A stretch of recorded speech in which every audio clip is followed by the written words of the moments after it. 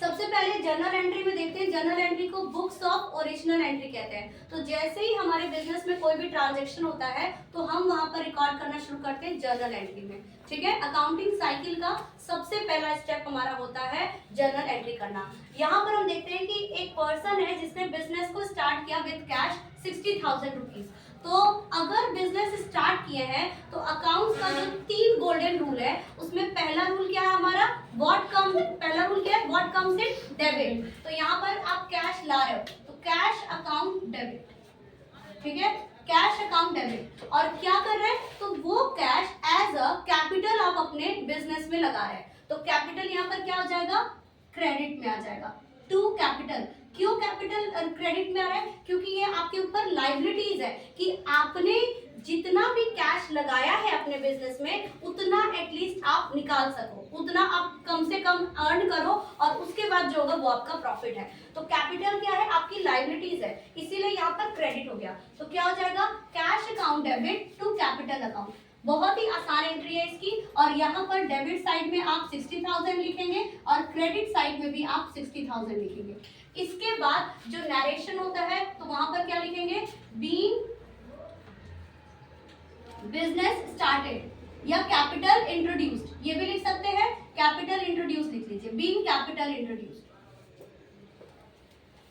In business, या फिर इतना करके भी आप छोड़ सकते हैं। नेक्स्ट हमारा देखिए, अब बिजनेस स्टार्ट कर दिया, कैपिटल आ गया कैश के फॉर्म पे।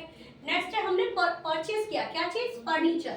तो व्हाट कम्स इन डेबिट। तो यहाँ पर परचेज करेंगे जब तो क्या आएगा आपके बिजनेस के अंदर, तो फर्नीचर आएगा। तो फर्नीचर अकाउंट डेबिट। ध्यान दीजिएगा यहाँ पर जब हम अगर कोई गुड्स लेकर के आएंगे जिसको हम सेल कर रहे हैं, ट्रांजेक्शन कर रहे हैं, तो केवल परचेज अकाउंट डेबिट होगा।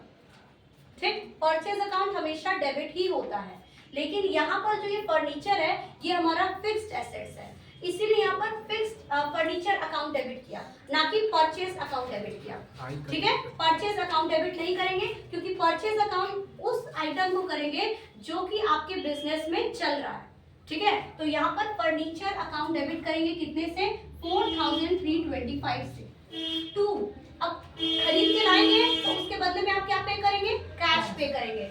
तो टू कैश अकाउंट हो जाएगा। अगर उधारी पर लेकर आए होते, जैसे किसी पर्सन के नाम पे लाए होते, तो यहाँ पर जैसे राम के नाम पे लाए तो टू राम अकाउंट हो जाता। ठीक है, लेकिन यहाँ पर हम क्या कर रहे हैं, यहाँ पर हमने कैश के फॉर्म में लाया, इसलिए यहाँ पर कैश अकाउंट हो जाएगा, टू कैश अकाउंट। और ये हो जाएगा आपका 4,325। नाउ यहाँ का नरेशन क्या हो जाएगा, being furniture purchased, being furniture purchased, ये हो गया आपका नरेशन। नरेशन करना भी बहुत ज्यादा इंपॉर्टेंट है, सो दैट हमें क्वेश्चन बार बार नहीं पढ़ना पड़ता कि क्या करने को दिया गया था। नरेशन पढ़ के टीचर समझ जाएंगे कि आपने कौन सी एंट्री कर रखी है। ठीक है, नेक्स्ट क्वेश्चन है परचेज गुड्स। अब देखिए यहाँ पर गुड्स परचेज किया है। ठीक है, यहाँ पे फर्नीचर था जो कि आपका फिक्स्ड एसेट्स था। गुड्स क्या होता है, गुड्स आपका जो वर्किंग कैपिटल की तरह काम कर रहा है, जो कि आपके रनिंग बिजनेस में है। तो purchase goods from Nirmal for cash. ये क्वेश्चन देखिए, ये कंफ्यूज करने के लिए एक नाम भी दे दिया और कैश भी दे दिया, तो हमें कंफ्यूज नहीं होना है। अगर एक पहले हम करते हैं क्वेश्चन, अगर यहाँ कैश नहीं रहता, केवल निर्मल रहता, तब क्या करते, तो purchase account debit, purchase account debit to Nirmal कर देते। ठीक है, purchase account debit to Nirmal. ठीक है, purchase account debit to Nirmal, और कितना अमाउंट हो जाता, जो भी अमाउंट आपका गिवन है। क्यों परचेज को डेबिट किया, परचेज हमेशा डेबिट में रहेगा, या तो इसको लर्न कर लीजिए आप, या फिर परचेज जो वर्ड है ना, मतलब ये वर्ड कम से गुड्स आ रहा है आपके बिजनेस में तो वो डेबिट हो जाएगा, और क्रेडिटर कौन हो जाएगा, निर्मल। ठीक, लेकिन इस क्वेश्चन में दिया हुआ था फ्रॉम निर्मल फॉर कैश, तो फॉर कैश तो सिर्फ कैश का ट्रांजेक्शन करिए, आपको पर्सन कोई भी हो कोई मतलब नहीं है। तो टू कैश अकाउंट, क्योंकि आपने क्या करा, जो भी सामान खरीद के लाया उसके बदले में कैश दिया।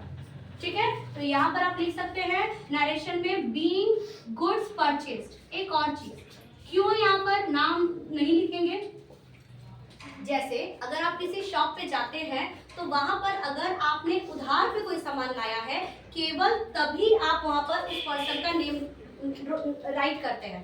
अदरवाइज अगर आपने कैश पेमेंट कर दिया तो दुकानदार आपका नेम राइट नहीं करता है। कभी भी ऐसा नहीं होता है कि आपको बार बार क्योंकि दिन भर में बहुत सारे ट्रांजेक्शन्स होते हैं, अगर हमने हर कस्टमर का नाम लिखना शुरू कर दिया तो पॉसिबल नहीं है, तो वहां पर केवल कैश रहेगा। अगर कोई कस्टमर आपका उधार पे सामान लेके जाता है या आप उससे उधार पे सामान लेके आए, केवल तभी उनका नाम लिखा जाता है।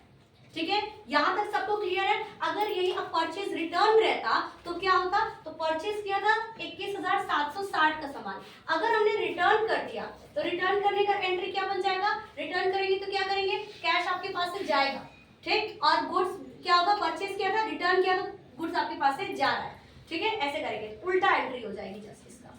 ठीक है, अब नेक्स्ट एंट्री करते हैं हम,